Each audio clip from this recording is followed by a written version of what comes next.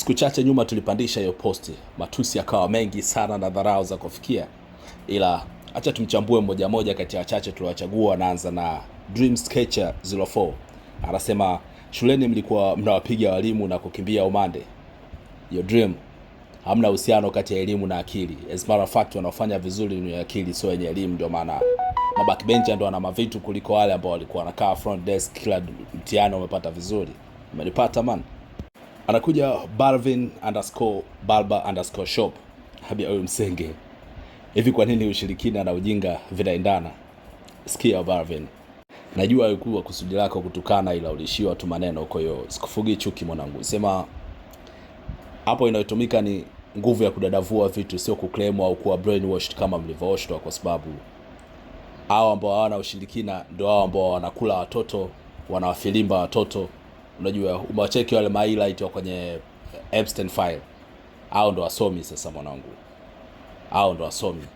Wanaleta akili mnemba, au sio, kwa ajili ya kufilimba akili za raia ili wao waweze kuwatawala kwa lugha ya kishikaji, yani wanatawaliwa huko wanachekacheka, yani ukoloni mambo leo na vitu kama hivyo.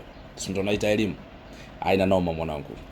Nakutana na Jokaro, ananiambia elasticity in physics, particles zime-expand baada ya kupata joto.